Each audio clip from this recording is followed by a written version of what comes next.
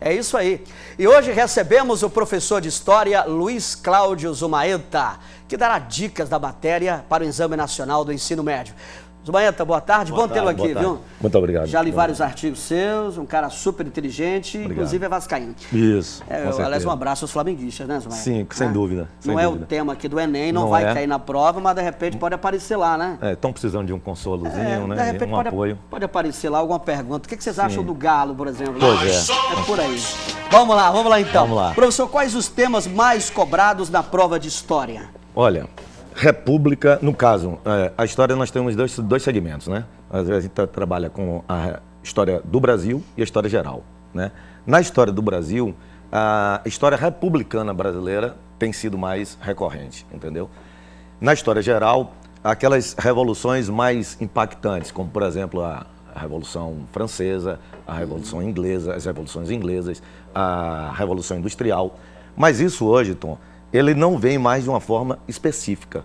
Você não vai encontrar, e eu tenho orientado os meus alunos nesse sentido, você não vai mais encontrar uma resposta, uma pergunta direcionada, em que você vai, ao ler a questão, você imediatamente vai dizer, já sei do que se refere. Você vai encontrar uma interdisciplinaridade, entendeu? Vai encontrar um texto, e aquele texto, e isso é fundamental, todos que estão aí nos ouvindo, acho que a grande sacada é essa, observar e interpretar corretamente aquilo que está sendo pedido, entendeu? Porque você não vai encontrar objetivamente e o aluno não vai se deparar tão facilmente. Existem as graduações, né? As perguntas mais consideradas fáceis, as medianas e aquelas com um grau de dificuldade maior. Mas ele não vai encontrar de uma forma objetiva que ele diga assim, eis aqui feudalismo, eis aqui a história das grandes navegações. Ele vai encontrar uma coisa mesclada, onde ele vai precisar interpretar. Não vai em busca disso porque acaba se prejudicando, se for achando que a coisa está focada. Não vai, aí ele vai se prejudicar e vai perder tempo, né? Então, nós temos um tempo médio por questão para realizar e ele vai perder tempo. E eu tenho dito a eles em sala de aula e nas salas em geral que o tempo é precioso, saber administrar esse tempo e não ficar demasiadamente preso a uma questão. E para você identificar esse tempo, ser preciso nisso aí, é preciso estar lendo. Porque não é necessariamente, e essa é uma dica importante, se às vezes encontra um texto relativamente grande, que vai tomar um tempo significativo deles, certo? A primeira dificuldade é, se não souber interpretar, ele vai ter que reler aquilo ali para saber o que é que está sendo perguntado por várias vezes e vai ultrapassar o tempo. Mas o que eu ia dizer era o seguinte, se no final do texto a pergunta se correlacionar, dizer assim, este texto lhe ajuda a responder, ou com auxílio do texto, então você tem que voltar ao texto. Mas se não tiver, não necessariamente aquele texto será um fator primordial para você resolver a questão. Em outras palavras, se a questão disser que o texto está aqui, a resposta está relacionada ao texto, você tem que compreender aquilo ali. Se não tiver diretamente, você pode responder ela sem necessariamente ficar voltando ao texto em si, porque ele não é essencial para a resolução da questão. Uma boa dica, hein? Como é seu nome? Isabela. Qual é a pergunta, Isabela? Para eu te fazer uma pergunta? Pode fazer a pergunta ao professor, fique à vontade. Ao microfone. Eu queria saber uma dica sobre um tema forte para a redação desse ano. Pois é. Essa é uma outra preocupação bastante interessante deles, né? A redação é fundamental. E aí, eu diria o seguinte a vocês todos. Nós não vamos ter um tema especializado ou um tema no qual se requeira um conhecimento mais específico ou mais aprofundado. Por que, Tom? Todos vocês. A redação e o Enem é uma prova nacional. Essa prova está lá no norte, está lá no sul, está lá no interior de uma aldeia Yanomami, entendeu? Está lá, enfim, nos grandes centros urbanos. E necessariamente nós não vamos ter um tema como, por exemplo, difícil de análise profunda. Provavelmente um tema em que foi discutido de forma cotidiana, que teve muito na mídia, mas dificilmente um tema excessivamente político. Por exemplo, o Estado Islâmico, não acredito que isso seja, né? E os conflitos, preconceito dos nordestinos. Sim, aí não diferente. Não sei por conta da conotação política recente. Isso gerou comentários no Brasil inteiro, né? O anterior, né? Exato, perfeito.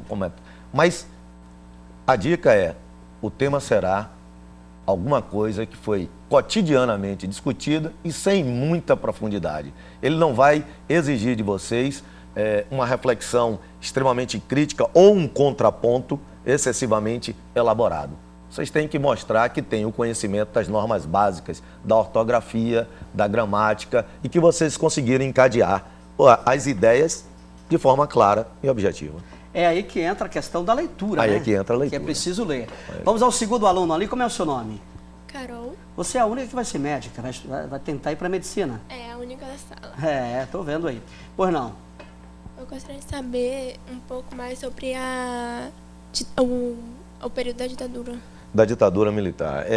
Hoje, e até aproveitando a pergunta de Carol, nós podemos dizer com mais abrangência, e os livros já estão tratando isso de uma forma melhor.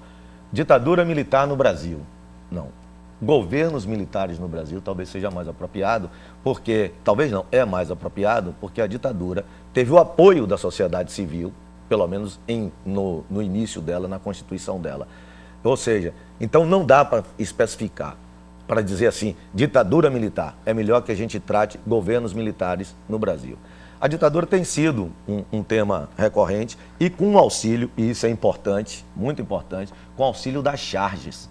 Ou seja, essa leitura da imagem associada ao teu conhecimento e algum fragmento de texto que haja lá na prova vai lhe ajudar a resolver a questão. Então, o tema da ditadura ele tem sido recorrente e tem sido uma recorrência ao auxílio da charge. Para você que acompanha o Balanço Agora, nós estamos aqui dando dicas do Enem para você, 2014, Enem que acontece agora, hein? No final de semana, sábado e domingo. Eu estou recebendo o professor Zumaeta e alunos que também formulam perguntas aqui no programa. Professor, você falou de histórias, enfim, na prova de história as datas serão cobradas, né? Os alunos precisam gravar essas datas, sim ou não? Boa pergunta. Não mesmo. E eu estava conversando com vocês agora há pouco, falando dessa intertextualidade e mostrando que mais preciso e mais emergente no Enem é você saber interpretar. Algumas datas significativas, elas já estão tão cotidianamente no nosso meio acadêmico que o aluno, não vão ser datas que não estejam tão marcadas ao longo do curso que vocês realizaram. Então, a data não tem relevância, não. Vamos lá, vamos ao terceiro aluno. Como é que é seu nome? Meu nome é Bruno Freitas. Qual é a pergunta, professor? Professor Zumaeta, e a questão do psicológico do aluno na hora da prova? Boa, legal. Eu tenho dito também nas conversas, nas palestras, com os alunos diversos, com os meus alunos aqui presentes, que nada melhor do que você fazer aquilo que lhe compete, fazer bem. Eu disse assim, costumo brincar com eles, estão dizendo assim, enquanto não encontrar alunos esverdeados, é aquele que não toma sol, não sai de casa, vai, se concentra, você agora há pouco falou, esquece um pouco as mídias, as interfaces, essas coisas, e se concentra. Porque eu tenho dito o seguinte, vale a pena esse esforço extra. E digo a você, assim, que você perguntou a respeito da questão psicológica. Se você vai com o sentido de que você fez aquilo que lhe era possível fazer e até um pouco mais, você sai da prova aliviado. Ainda que você não alcance sucesso, porque alguém estudou um pouco mais, porque resolveu com mais objetividade, mas você sai da prova aliviado. E você entra nela, além disso aí, com menos tensão, porque você sabe que fez tudo que era possível fazer e até um pouco mais. Então, agora é a hora de puxar para dentro de si a seguinte responsabilidade. Eu estudei, estou preparado, e é aqui que eu vou vencer. Bom, a pergunta do telespectador que vai, obviamente, para o Enem, acho que você já respondeu de uma certa maneira aqui essa pergunta, mas ele está perguntando, vamos repetir. Ter um conhecimento básico sobre a história do Brasil é essencial? Sim, sem dúvida. Porque, veja só, é a nossa história, é a nossa história, o conhecimento do que nós somos, de onde viemos. É uma prova nacional, então isso me remete a pensar que as regionalidades, infelizmente, elas se diluem, perdem sentido, porque não vai colocar numa prova regional. Agora há pouco você estava entrevistando o doutor aqui, ele falando da arrecadação, do cacau e tal. Vocês não vão encontrar nessa prova, no Enem, vocês não vão encontrar, nós não vamos mais encontrar, nós não temos mais encontrado alguma coisa específica da nossa região. A regionalidade acabou. E o conhecimento básico, claro, já está dizendo. Eu costumo desenhar para eles, faço assim, ó. Eu digo, o ensino fundamental traz a base. É o fundamento, e por isso fundamental. As paredes são ensino médio. E você chega a cumieira, o ensino superior, quando você tem a base feita, o ensino médio bem estruturado. E complemento, Tom, dizendo o seguinte, no ensino fundamental, o professor é um orientador. No ensino médio, o professor é um educador. E é essa transição para o ensino superior em que vocês vão descobrir lá na universidade que é preciso fazer muito por si, que é importante para vocês agora. Vamos ao quarto aluno. Como é que é seu nome? Bom dia. Meu nome é Arnaldo Martins. Professor, eu gostaria de saber se, por conta da prova C aqui no Brasil, a quantidade de questões da parte da história do Brasil teria que ser uma quantidade maior? Não necessariamente. Eu não enxergo dessa maneira. O conhecimento é um conhecimento, eu digo que o conhecimento é um conhecimento universal. Nós temos, claro, a prova está restrita ao âmbito nacional. Mas isso não implica ter que pontuar mais ou exigir mais ou colocar um pouco mais questões referentes à história do Brasil. Porque a história geral, digamos, a história do mundo, ela está imbricada, está correlacionada com a nossa história. Porque nós não estamos fora do mundo. Então é uma coisa, Tom, que eu destaco isso para os alunos também. Nós nos habituamos muito a estudar história, especialmente estudo de gaveta. Você abre um assunto, feudalismo, aí fala lá, fecha. Grandes navegações, e o aluno não consegue correlacionar que o assunto anterior tem a ver com o assunto posterior, porque a história é um processo e não segmentos. Comumente, felizmente estamos vencendo essa estratégia didática, digamos assim, para mostrar a história como um processo e não como um segmento. Porque quando o aluno vê isso segmentado, ele pensa que aquele assunto que acabou, encerrou, e que ele não precisa mais levar esse conhecimento para o assunto seguinte. Então, Arnaldo, não creio que isso, por ser um exame nacional, isso traga uma correspondência maior de exigência de conhecimentos da história do Brasil. Professor Zumaeta, é possível que caia alguma coisa sobre as eleições deste ano no Enem? Não.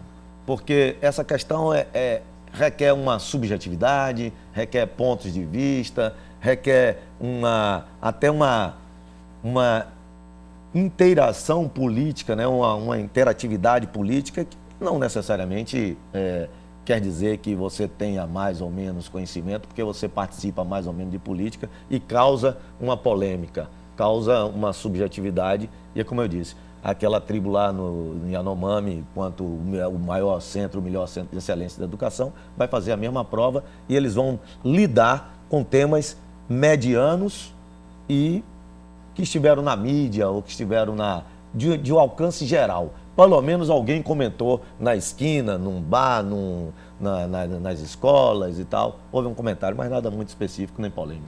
Vamos ao último aluno, pois não? Seu nome? Bom dia, meu nome é Alexandre. Professor Zumaeta, como todos nós sabemos, o tempo no Enem vale ouro. Isso. Aí nessas últimas semanas eu andei pesquisando bastante. No segundo dia, em que tem a redação, o que seria melhor?